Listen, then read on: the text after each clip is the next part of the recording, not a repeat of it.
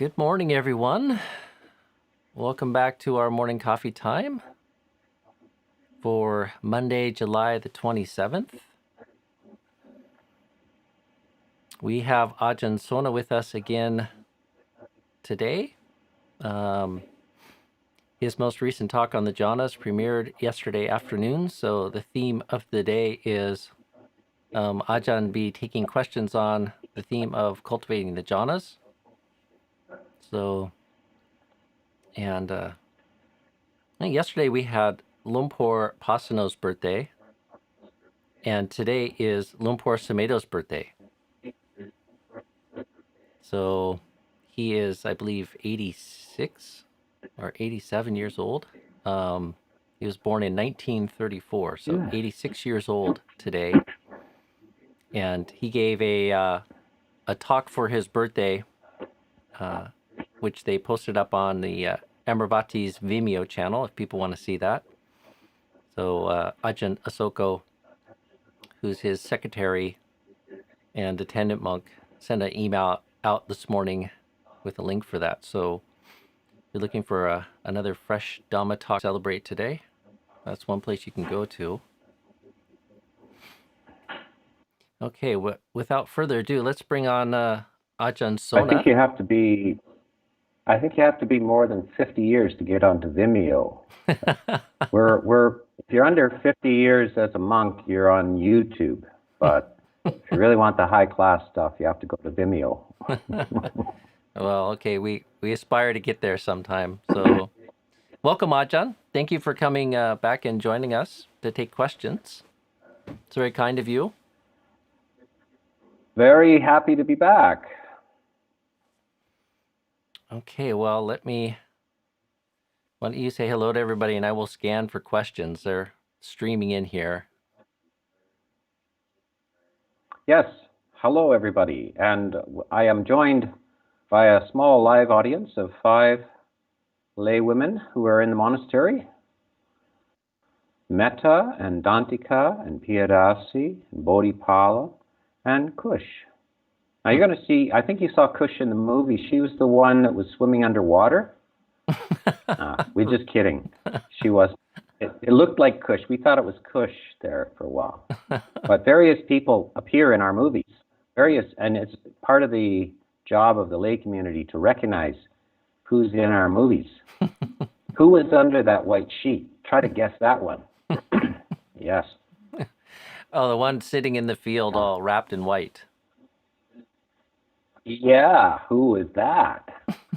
She was a specially hired minimalist actress. Hyper minimalism is her specialty. No dialogue. I thought it might be Sister Mon, but I wasn't so sure. No, you know she wouldn't cooperate. She'll have none of this nonsense.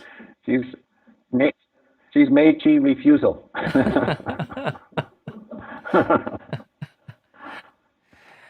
Okay, Ajahn, let's go to one of the first questions. So this is from Max Green. I want to ask about entering the jhanas. You have mentioned entering them with metta or loving kindness. I understand that they are to be entered with single-pointed concentration. In this case, would the point of concentration be metta? Would metta be an inducing sensation? Would metta, an inducing sensation, be the focus? How would this work? What about using the breath on the lip or the stomach? Would this suffice as a single point to induce the jhanas?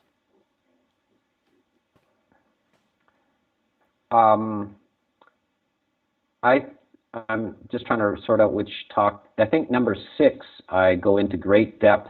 The next talk, I go into great depth about where the location of the breath is and all about it. It's quite a topic. However, I want to just change this commonly used word or hyphenated word, one-pointed. Every time you read a commentary that's been translated, the word ekagata is the Pali word. Eka means one, gata is quite often translated as the peak of a mountain.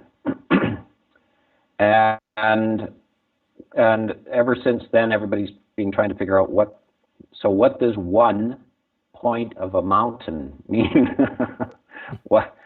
There's a lot of ways to think about this term, ekagata, and its translation perhaps in the 19th century by the Pali Text Society as one-pointed. That is very literal, and we really need to break out of that. It's not very helpful. It tends to, in modern times at least, it tends to make you think that a laser beam is coming out from between your eyebrows or something like this, which just gives you a headache, really. So if you're trying to have this laser type of focus, burn a hole in a piece of paper with it, you're going to give yourself just basically a headache between your eyebrows. So I think you should just throw out the whole term, one-pointedness. Just throw it away. And try to find something when you have been fully absorbed, having immersed in interest in some subject, pulled into a movie where you have tears running down your face, you're so identified with the character on stage, that is ekagata.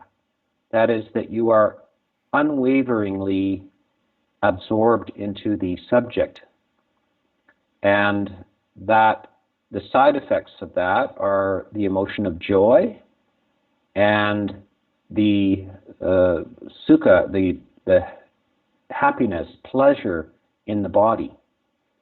So when for instance, when you listen to a piece of music that you love and you are just completely absorbed into it, then you're enjoying yourself. There's joy. Your entire body is also participating in the enjoyment, and you are ekagata. You are completely focused, but not laser-like focused. You're just absorbed, focused. So ekagata is one of the worst, or most difficult terms, and it's been most badly used. Now, in the next talk, in the sixth talk, I will go extensively into the similes that the Buddha uses to describe, for instance, breath meditation and where the attention is kept. So we will get more to know more about where the breath is to be experienced. So thanks for asking that question, Max.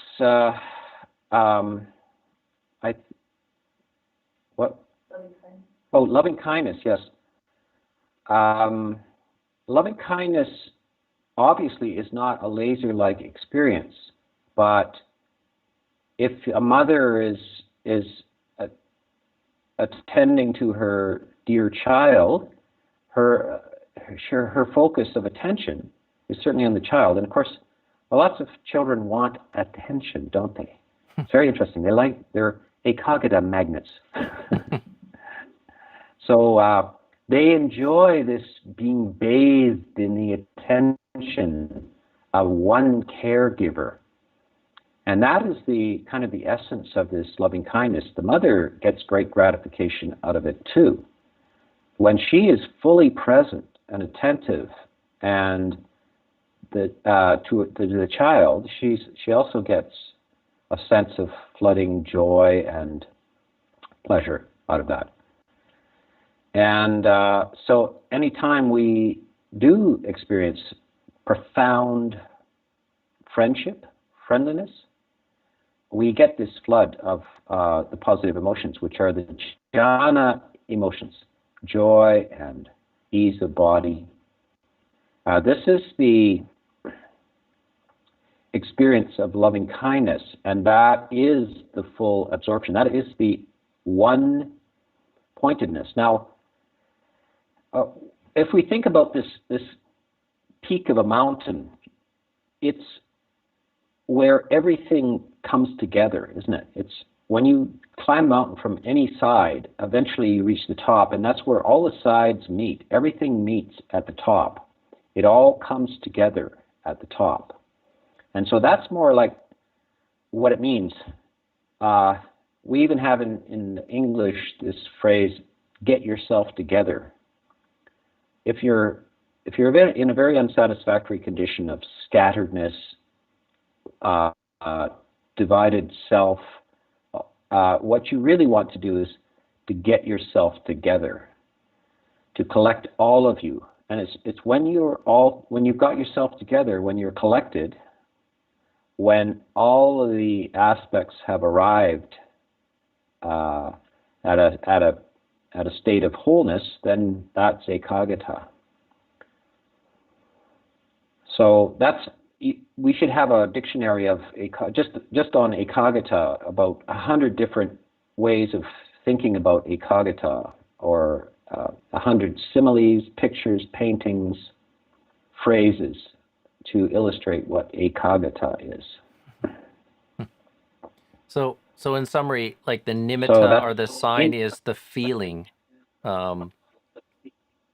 Yes. Oh, glad you asked that. Now let me go on for a half an hour now. So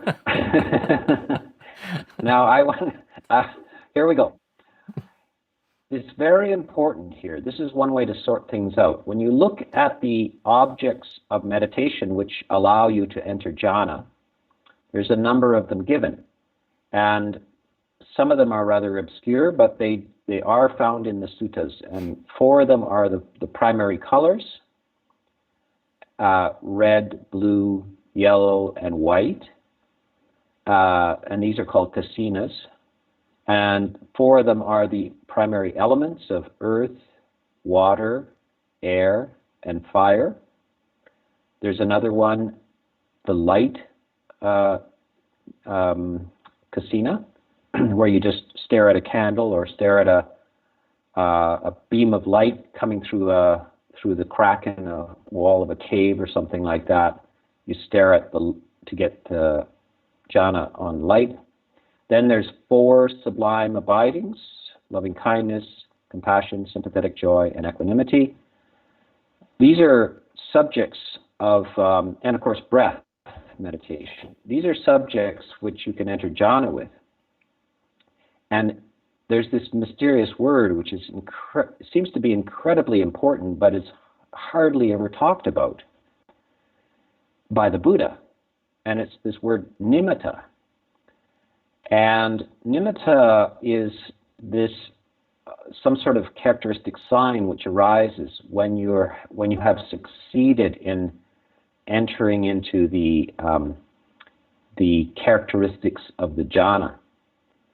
But notice, it's quite a mystery to figure this out, but notice that when the texts, the commentaries, etc., give this, they say, so on a red kasina, what is the nimitta? Red.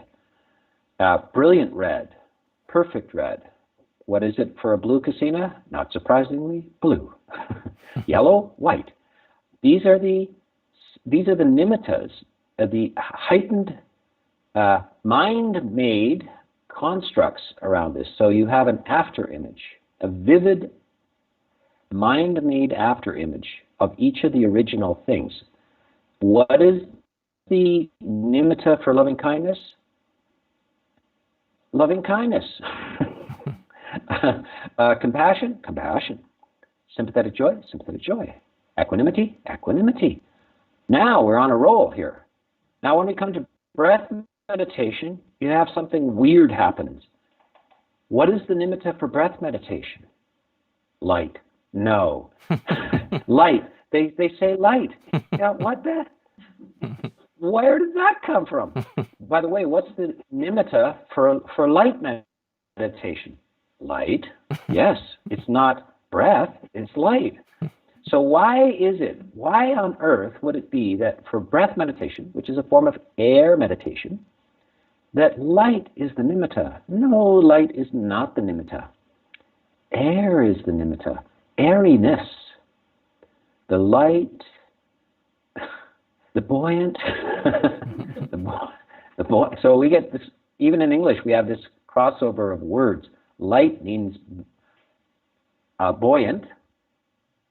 As you get on a scale and you're very light, and it also means light.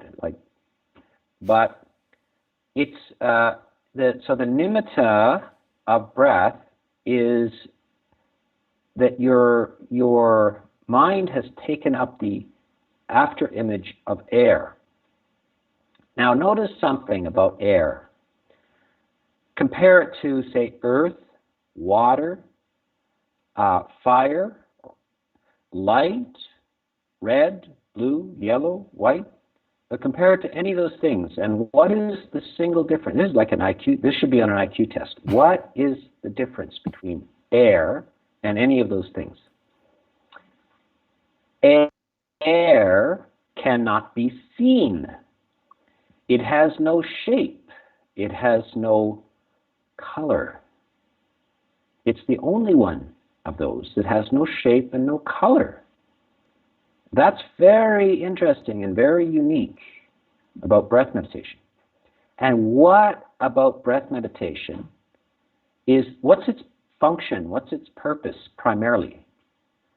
The Buddha suggests this is very useful for those who are excessively discursive, who think too much, or cannot stop thinking.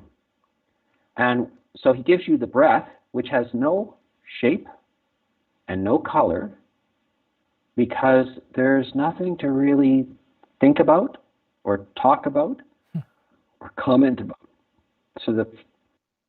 And it's kind of a facsimile of silence itself, isn't it? Air in a room, silence in a room. Silence is the absence of sounds. So it's the absence of music, the absence of talk.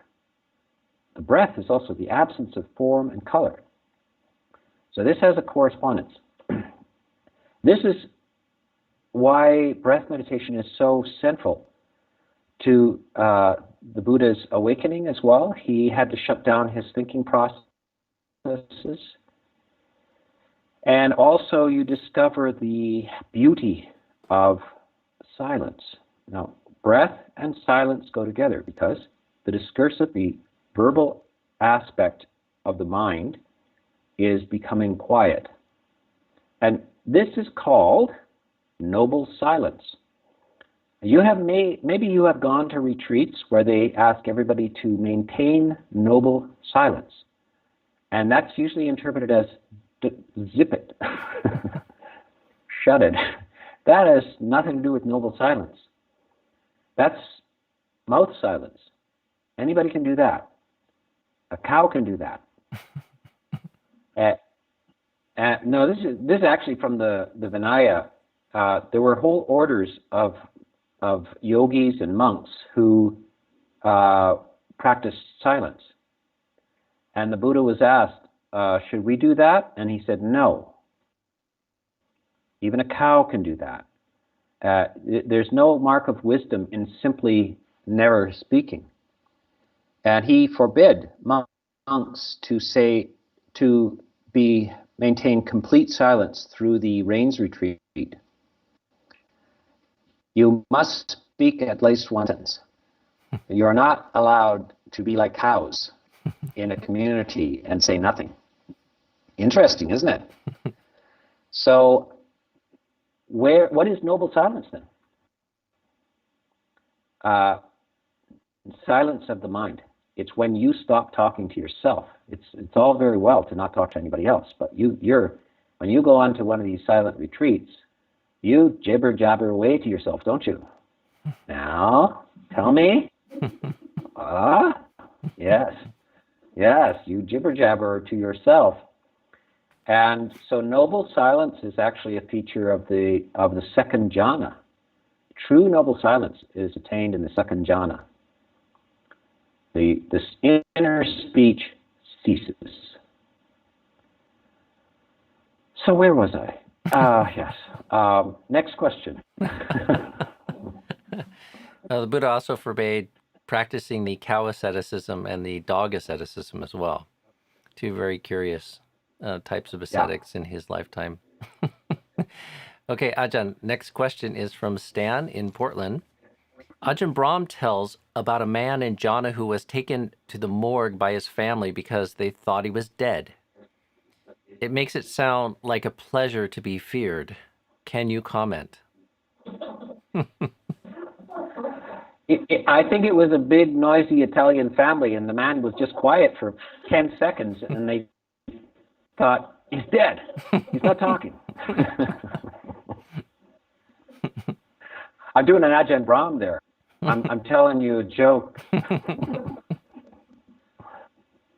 Ajahn Brahm is listed as the funniest monk in the world at the moment, and I'm number 18 on the list. So I haven't seen that list. My audience says, one of my audience members says, "Get to work." Get to work. Well, that might be for another day, like the intersection of humor and Dhamma. So, but let's do the questioner's justice here. So this is from Eleanor in France, I believe. Why are there jhanas? What is the point and the goal of attaining them? Should we strive to reach them all? I had no idea they even existed a few months ago. Yeah. Have you visited the Louvre? There's an art gallery in Paris.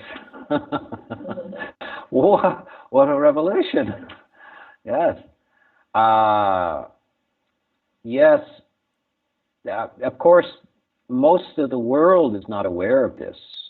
And I think in maybe the next talk, the last one, the 6th talk, I spend time showing that there are whole cultures and languages that are devoid of any kind of words that would articulate any of these jhanic experiences. The culture has never experienced or witnessed anybody who has these things, that enters into these things. So they don't know about this. There are kind of cultural personalities that in certain cultures that are unknown in other cultures.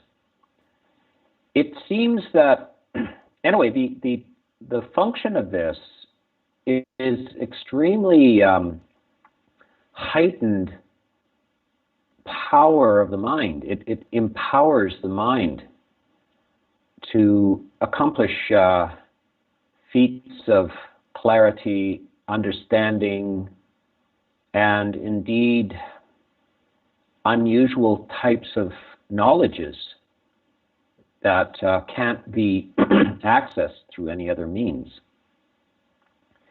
Einstein has an account of his own, how did he understand relativity, E equals mc squared? How does he understand the nature of the speed of light and things like this? When he's not in a laboratory, he has no equipment whatsoever. He's a patent clerk in Switzerland, in Bern, Switzerland. He has a small apartment. And he comes up with about 3 of the most dramatic breakthroughs in physics in that apartment. I mean, he doesn't even have a television. It's before television. It's before radio. What does he have to help him? How does he do this? Does he have a computer? No, he doesn't have a computer. Doesn't. He has a violin, and he has silence. And he said, I came up with these breakthroughs, these insights, through 2 things, through music and silence. And so he would just wait in silence and refresh himself in silence. Or he would play his violin. And this is how he would get these ideas. So he is actually verging on states of jhana He's not playing for an audience, by the way. He plays violin. He's not playing for an audience. He's only playing for himself. He's alone in this room. And he forbade his wife from speaking to him. He didn't want any kind of conversation. So she wasn't allowed to come in there or talk to him. He's just in a bare room in silence. And every now and then he plays violin. But not for somebody, just allow himself to absorb into that. So this is, and if you look at Newton, before that, the other great genius of the time, of course, he was a bachelor. He lived in a small room with a little fireplace and a dog and a candle. So all of he unpacked the motion of the universe by candlelight. And he wrote it down with a quill, a feather quill pen. And what was the source of his workings? He said silence and meditation. And when he used the word meditation, it wasn't quite what we mean by meditation, but it was probably close. He was emptying his mind, quieting his mind in this. You can imagine just the flicker of the fire. The fire, it was a coal-fired place, very quiet, no crackling, and a candle. Maybe his dog just curled up, and then scratching it out with a feather pen. So he had no family. He had no wife, no family, just the silence. So you see that the source of so much of understanding and things comes out of this silence. In our particular time, we are assaulted by endless kind of stimulus and distractions, and so we see that a widespread phenomenon called this inability to pay attention, and also inability to be in an unstimulated environment is part of the effects of this overstimulation. Excessive, too much thought and too much stimulation through the senses. So this is something that was known at an earlier time and has been lost. We are going in my generation of seekers is aware and have a sense of the sickness of our civilization, and we go in desperate search of a cure for the essential angst and sickness, the sickness unto death, that is the nature of the modern human mind. We went in search. We ended up in the far reaches of the Thai forest, finding a little guy with a grade 2 education who seemed to be happy. We learn that we learn from these people who are preserving knowledge from a previous time and a previous culture, and now we're trying to revive that and make sure that it's alive. So this is the function of this jhana stuff. Reminds me, Ajahn, it reminds me a little bit of that, something that was in that interview you suggested the other day with, what's his name, Andrew Huberman, a neuro researcher at Stanford. And he's talking about, in terms of changing the mind, we need a release from the stress. We need to step back out, and he even says, even just an unfocused kind of period where you're not engaged in these, what is it, like direction, path, object, kind of contemplation, which is a stand-in for the normal engagement of the mind. It's constantly doing these kind of calculations, and it was very striking because he's describing alternatives that are maybe not as powerful as state as the jhanas, but like just the importance of being able to fully kind of step out of that. And it echoes almost the Buddha's, in the Dvaivitaka Sutta, where the Buddha's talking about how excessive thinking, even if it's right effort, where you're identifying skillful and unskillful thoughts, like wearies the mind, and then he would have to refresh the mind through serenity. So yes, very important. That even even right thinking, even wholesome thinking becomes tiresome after a while. Yeah. You can spend all day on your computer reading all kinds of wonderful articles and this and that, but after a while it just becomes, you cannot keep this up. But if people don't have, if they don't know of any alternative, they're stuck. So when the scientists will, well, what do they do when they want to stop thinking? They drink, or they go and have some entertainment or some sort of attempt to refresh the mind to stop it from thinking. But people don't know of these techniques. You know, this is I spoke on. I have 2 talks on the channel called Buddhist psychology versus Western psychology, or versus modern psychology. And I give some history of psychologists in the West and psychiatrists as well, having to deal with this, and famous ones who appreciated the Eastern way. So Carl Jung also encountered, he was an early practitioner of yoga and kind of breaking out of his rational mind in order to get insights. He discovered this. He spent a year or 2 not doing anything, just hanging out on a beach near his little chalet, making stone and sandcastles and stone things, playing with his dogs, because he had come to kind of almost a breakdown, really probably a breakdown. He just didn't know what to do.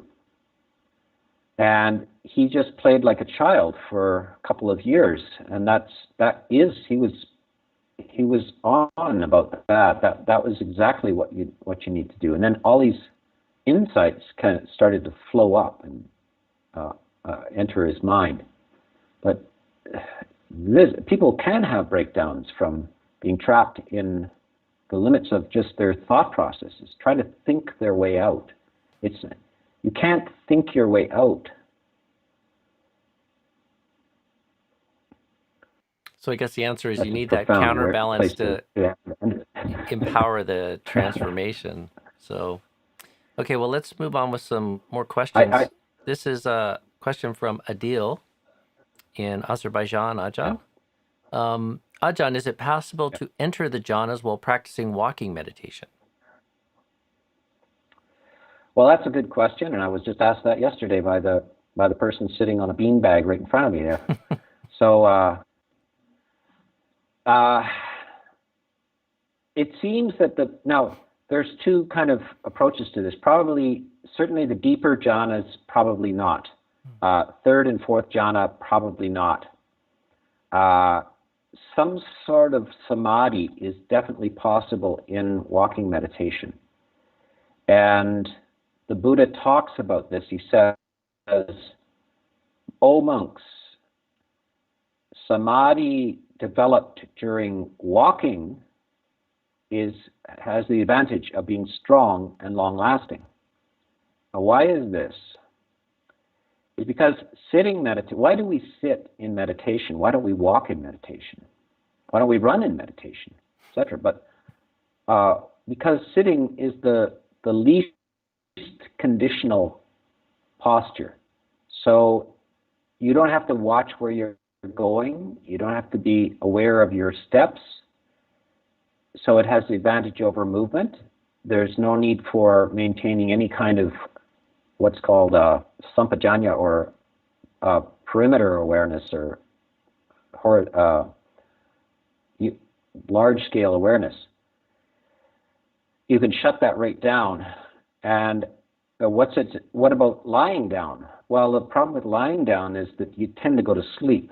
It's easy to go to sleep, but when you're sitting up, you know when you're going to go to sleep. You nod off, and it wakes you up. So it's almost the optimal posture for deep concentration. But walking is very simple. We can do it as adults. We can do it all day long and never fall down. We can do it for hours. We hardly have to pay attention. When people say, I'm going for a walk, they don't really mean they're going for a walk. They mean they're going for a think. They're going for a think. And they happen to have their feet moving. And quite often you come back and you don't remember any of where you were on the walk. You just remember you being lost in your thoughts. So if you now notice how the forest tradition and different traditions do walking meditation. You will find in the Burmese, some of the Burmese schools and some of the Zen schools that they do hyper slow motion walking, dividing their step into 5 parts and in super slow motion. This is also used in some of the Zen schools, super slow motion walking. And however, when you look for these instructions on walking meditation by the Buddha, you won't find any. There are no walking meditation instructions. They only, all the Buddha says is, he allows you, O monks, to make a walking path. So you can make a path beside your kuti. There is no length given. There's no width given. He allows monks to raise them off the ground to get away from the mud and the snakes and stuff. He allows the monks to even cover them and put rails on them, etc. Why? Because he gives a number of benefits from walking meditation, and most of them are just health benefits, actually. It's good for your digestion. Mm-hmm. It helps you stay in shape for long walks. Remember, the monks had no other means of transport. They weren't allowed to go on carts or to ride animals or anything. They were only allowed to walk. And so they had to be able to walk, because that's the only way you're going to get to the next monastery, the next village. So you had to walk, and you had to stay able to walk. So it has a number of health benefits. There's a list of health benefits. But it also, the Buddha says, is if you establish samadhi, it is long-lasting and strong. Why? Because you are maintaining a steadiness of mind in the midst of activity. So that is an extra dimension which you have to overcome. It's harder than sitting meditation. Therefore, if you can manage to do this, you can really carry your samadhi with you. The monks also enjoined to practice this attempt to stay in some degree of samadhi while they go on alms round in the village. They will have to maintain some panoramic awareness, some sense of appropriateness, but they are supposed to guard their senses and perhaps guard the sign while on alms round. What is that? Guard the sign. The sign of peace.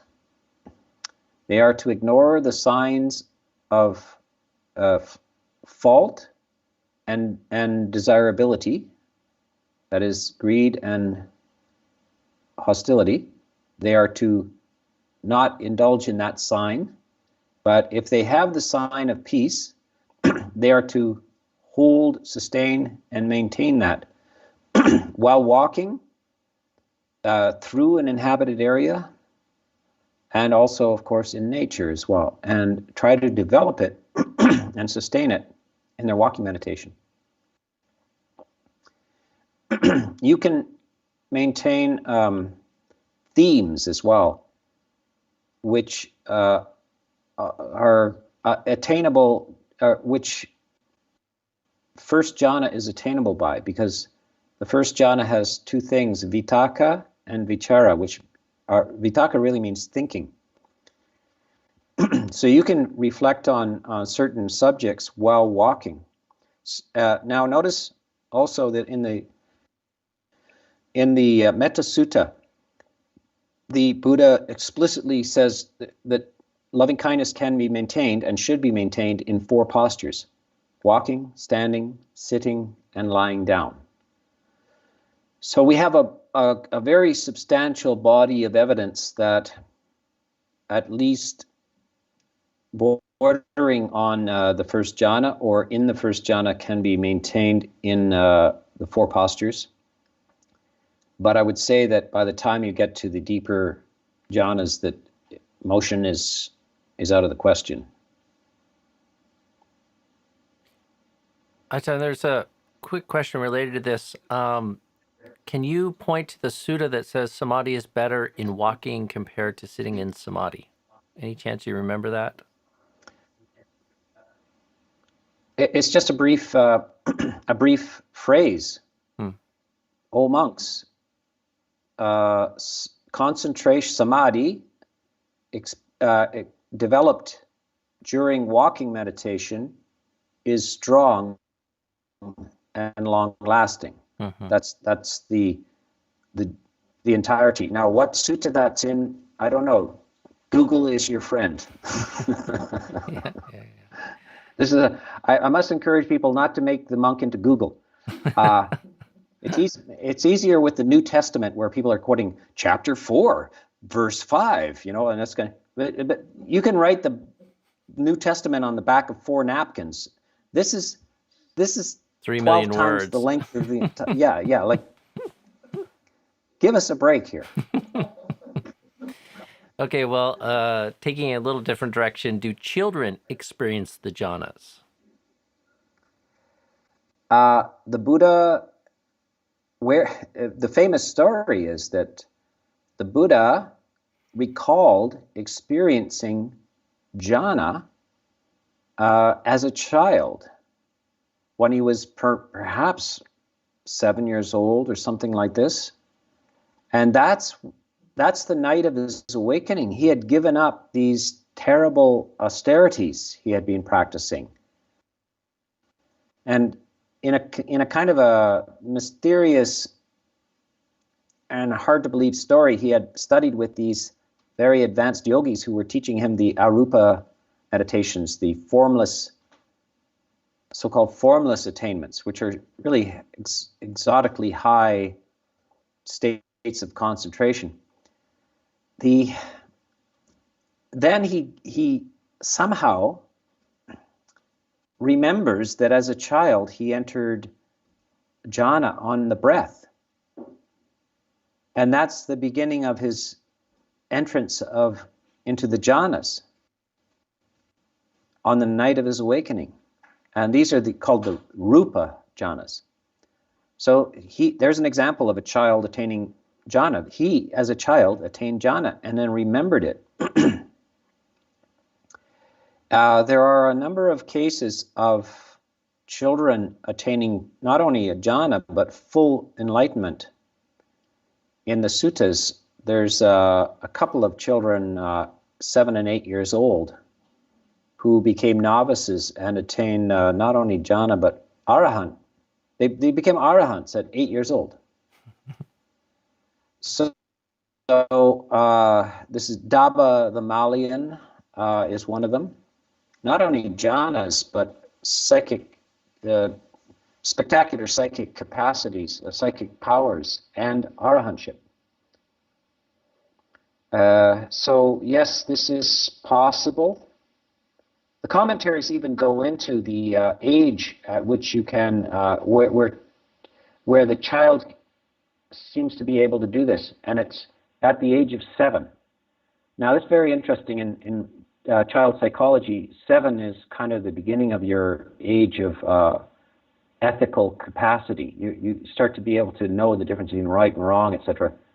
There's a stage of maturation, perhaps they attribute it to brain connections or something, that's substantially different in the child from the age of 7 on. The commentaries say that a child before 7 cannot attain enlightenment because the experience is too powerful. So there's sort of child psychology from the Buddhist point of view. Now, in the West, think of this, think of Mozart being exhibited around Europe at the age of 4 and 5 years old, composing, performing, having almost a perfect memory. Anything that was played to him, he could play it back. He could improvise. He could do variations on themes. He could compose. He could perform.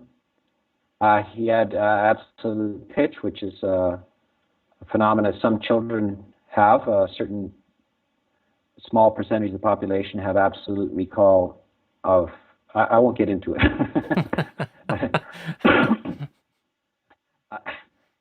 Don't get me started on music, because that's a whole area of my background. So, mathematical prodigies, math prodigies, memory prodigies, musical prodigies, all kinds of children prodigies, and one of them is spiritual prodigies as well.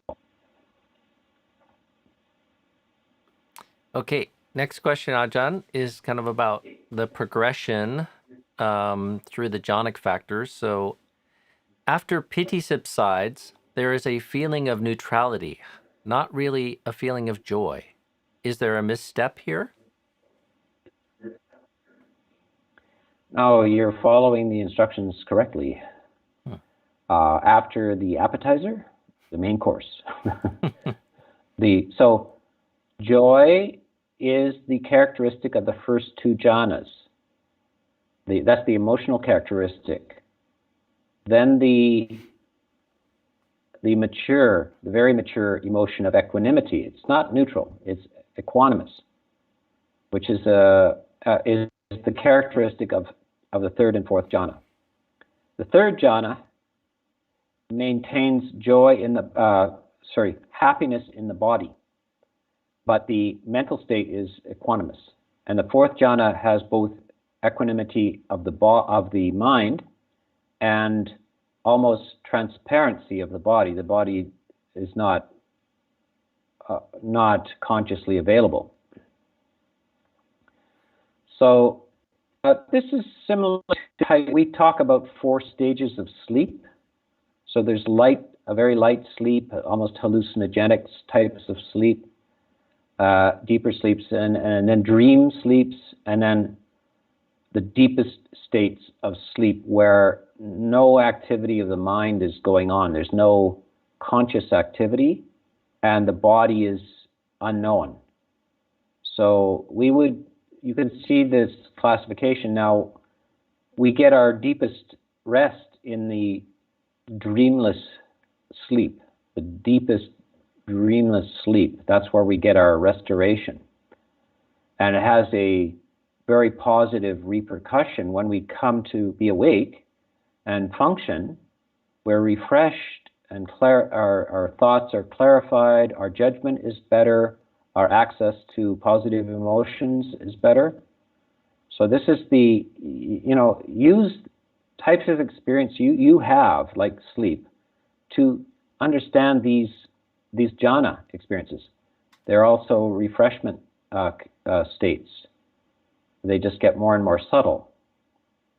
But it's not joy. The fading of joy is not you're not fading into some sort of boredom or stagnation. That would be you would be actually falling out of the jhana. None of the jhanas have anything but positive emotion and ease of body. So they're all positive. They're if you're experiencing anything like kind of a foggy loss of time and stuff, stagnation or dullness or anything like that, it has nothing to do with jhana. That is not what is meant by jhana. Jhana is vividly alive, vital, fascinating, and refreshing. Did you say it's a high energy state? Energy is perfect. Let's say it's neither high nor low. It's perfect. It's just perfect. You know what a perfect cup of coffee is? Just perfect. Yeah, I had one about perfect. 30 minutes ago. Yeah, perfect, right? This is what we're looking for. Is Bach a beautiful? Oh, here I go with the music again. Let me cut my tongue out. Like, stop with that music. Stop with that music. Okay, I'll give you a 3-part question here, Ajahn. Yeah. So I'll sum up the first bit. This comes from YKY. Sounds like a Canadian airport code. Yeah, that's the code for Alberta's airport, isn't it? Yeah. Is YKY. it? YKY? Okay. YYK, sorry. That's no YYK. Vancouver's KBR. Okay. Anyways, he's describing kind of having sleepiness and then it sort of dissipating. And then with the sleepiness gone away, I was filled with energy, happiness, and pleasure. The body posture suddenly became very erect and straight without effort. It was like a switch suddenly flipped. When the session ended after 3 hours, there were no aches or pressure point pains on the legs. Is this jhana? If so, is it the first or second jhana? How do we know when we've entered the first jhana? What's the distinction between access concentration and the first jhana? So there's a whole bunch there, but it's kind of about how do we discern when we're in jhana and which jhana it is. That sounds like you're reading out of my book. Are you quoting me? Who wrote that? That's YKY or? YKY, yeah. Is that YKY? That's YKY. Okay, my old buddy YKY. We call him YK.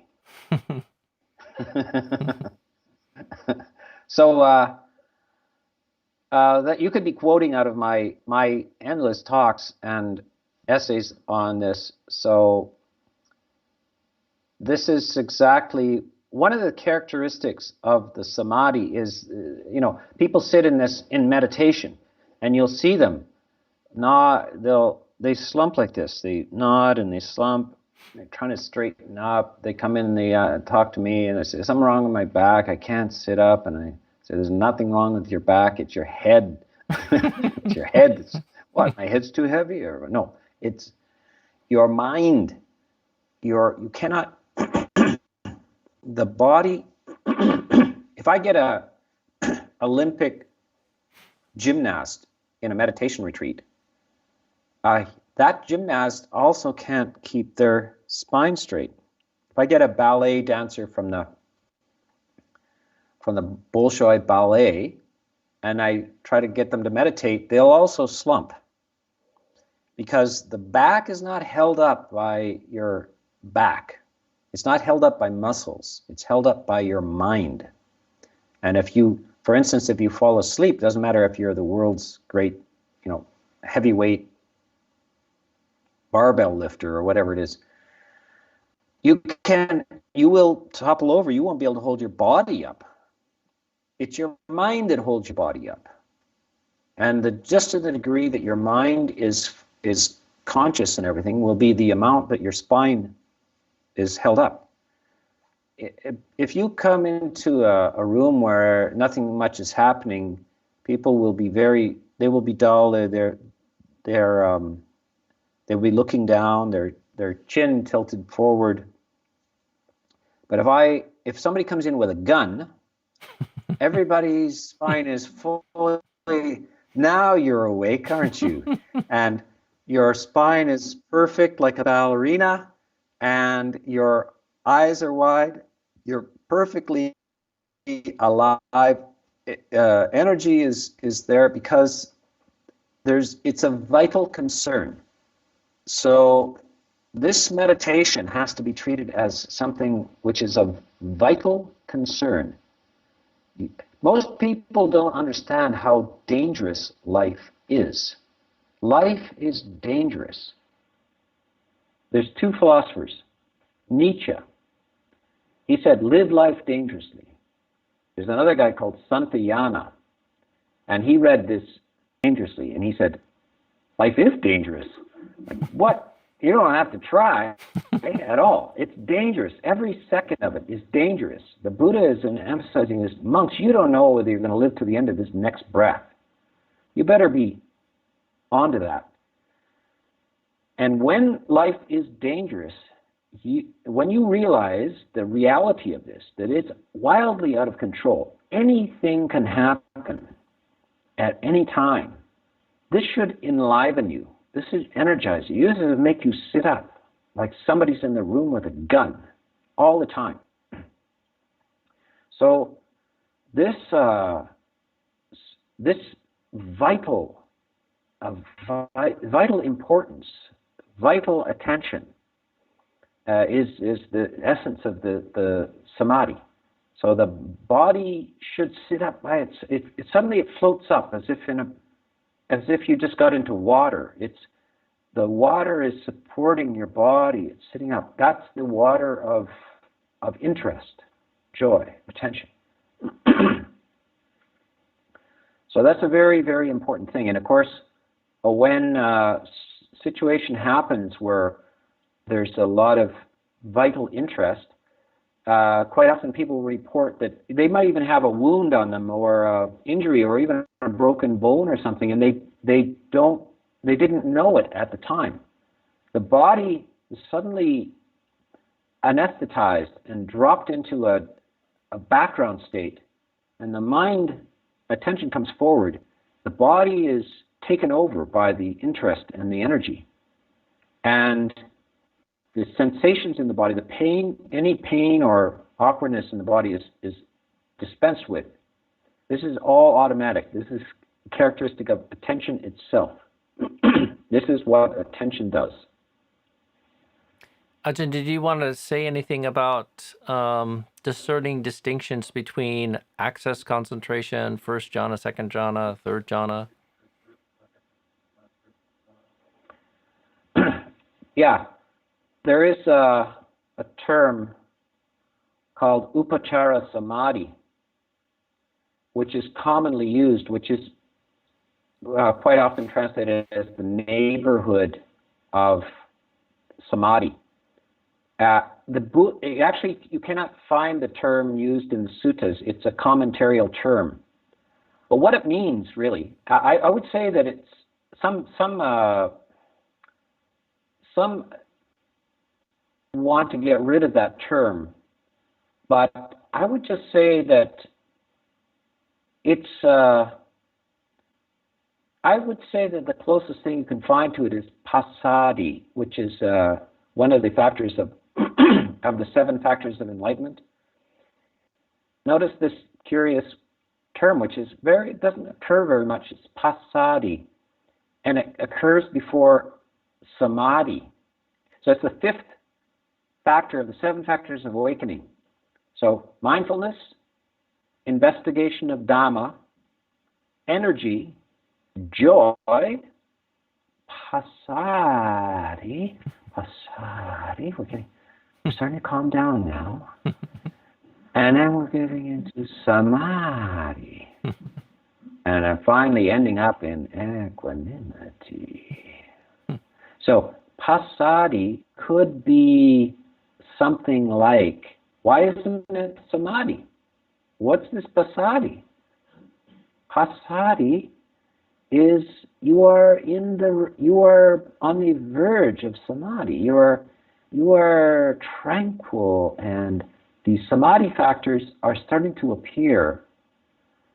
But the Buddha would say perhaps that good, you're beginning to get the feeling you are like sleep. You're getting drowsy, like a hypnotist. Let me see if I can hypnotize you. Now you're getting drowsy. Listen to my voice. Now you're getting focused. So I would say this is what is meant by this access concentration, is that you're beginning to get the feeling of this. Now you're getting the feeling. Samadhi factors are beginning to arise. Now cultivate and develop. That's what they mean by bhavana. Cultivate, develop.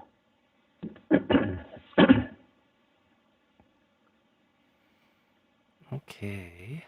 Okay, hypnosis therapy is over. You will now come out of it.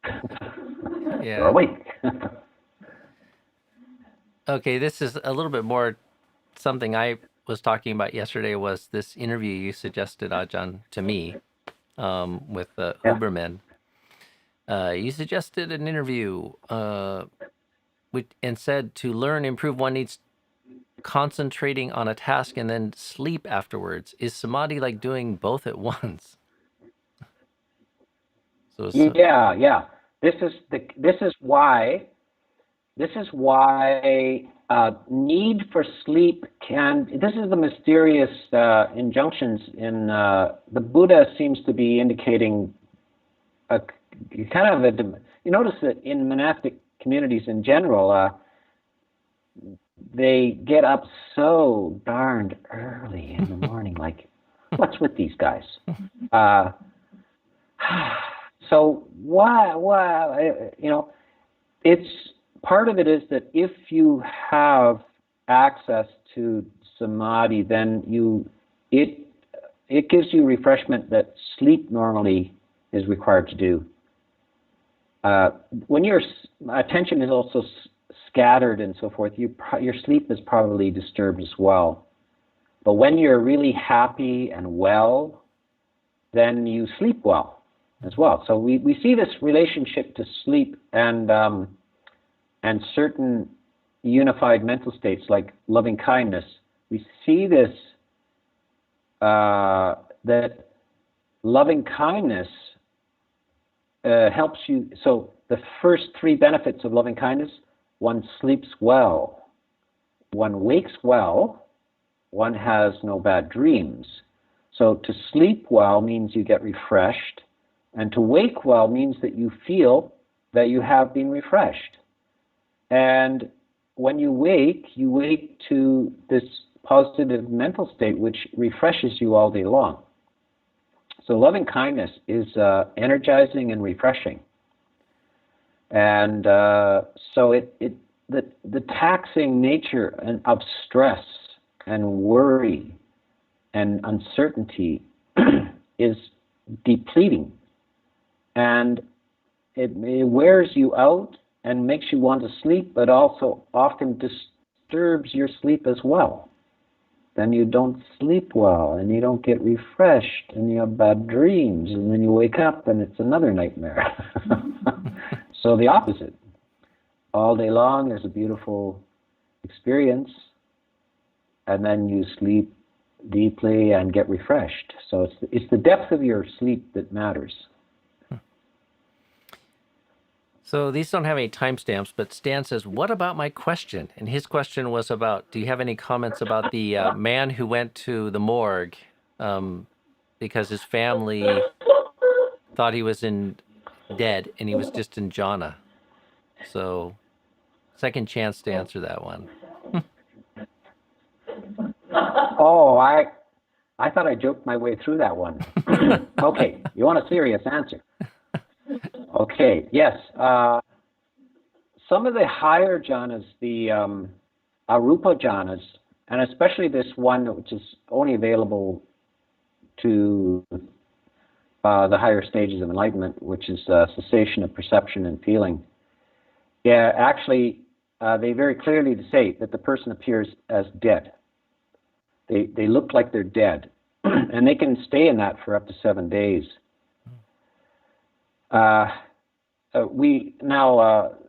Sudanto knows the story of Empty Cloud and his spontaneous entries into deep jhana, like fourth jhana, and when he went to for Thailand days at a time. Yeah, he was. Very briefly, I'll just say that Empty Cloud was a Chinese monk who apparently lived to be 120 years old. He was born in 1840 and died in 1960. And he was a remarkable character. He lived as a hermit till he was about 60. And then in visiting some communities, they begged him to become the abbot there. So he became a community person, but the first 40 years, he was just a hermit. And his first account of, he was in his little stone Hermitage in the mountains of China. This would probably be 1865. And he had two other friends who were hermits. And they would meet every now and then. And he didn't show up for a few days. So they went to check on him, and they went into his little hermitage, and he was sitting there. And they called to him, and he didn't respond. And they noticed that he had been cooking, but the fire had gone out, and the food was moldy.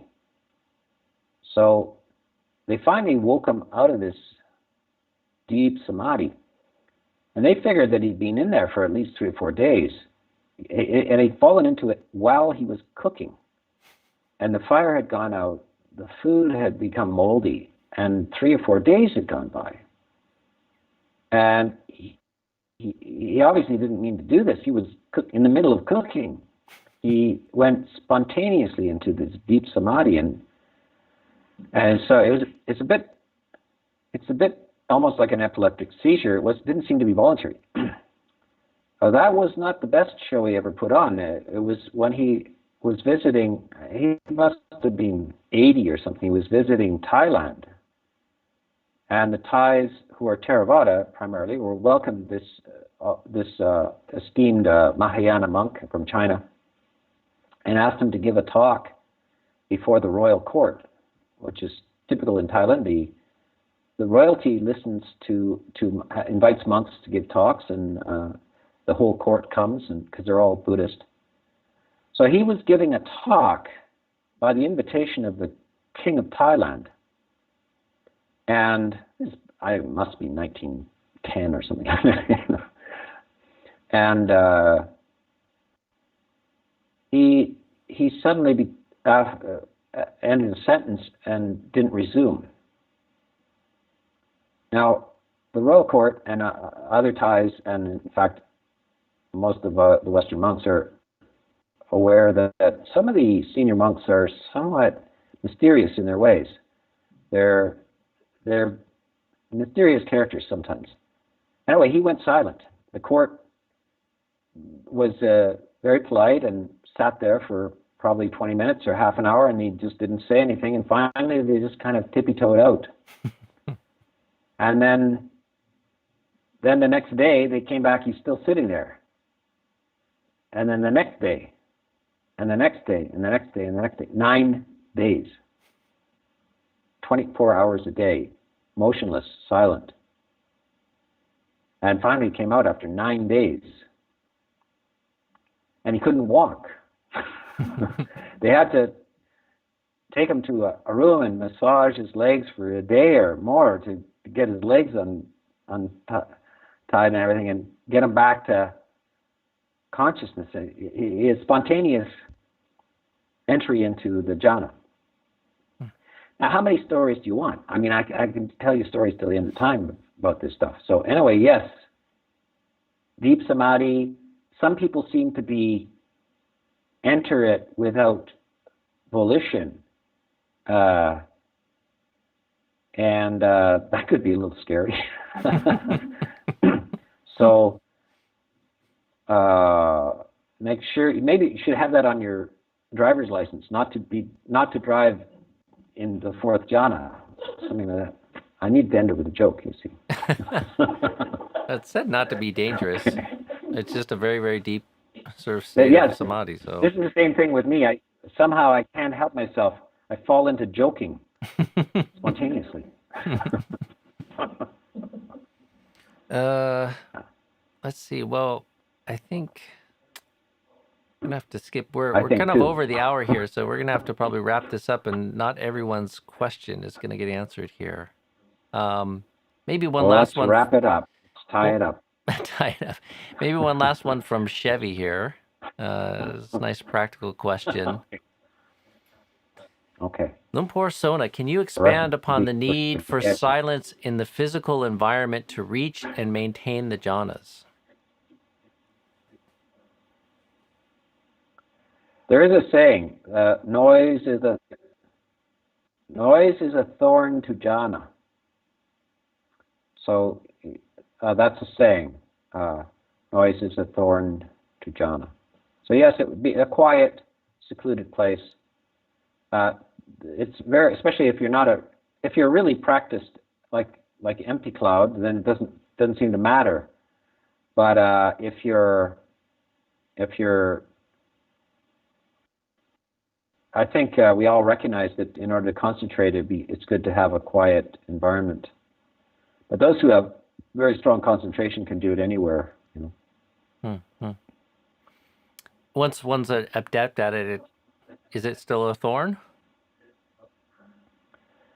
No, apparently, that the access is available. One can enter it very, very quickly, and in the midst of different environments. But certainly, for the beginner, a quiet environment is very, very helpful and supportive. Yeah. All right. Well, thank you, Ajahn. We've kind of gone over the hour, so my apologies to people whose questions we didn't get to. Ajahns agreed to join us next Monday again, so bring your relevant questions back next Monday, and Ajahn will join us after the 6th talk in the Jhāna series. So in the that's the last talk, is that correct, Ajahn? Yeah, the last talk of this series, and it's a goodie. It's a goodie. So join us next Monday again, Ajahn, and everyone, please tune in for that. And thank you again, Ajahn. It's a real treat to have you on here, and we appreciate your time and your stories and your experience. So thank you. Have a good day. And to everyone who tuned in today, thank you for your good questions. And have a good day. And I'll see you tomorrow on the morning coffee time again. So bye for now, everyone.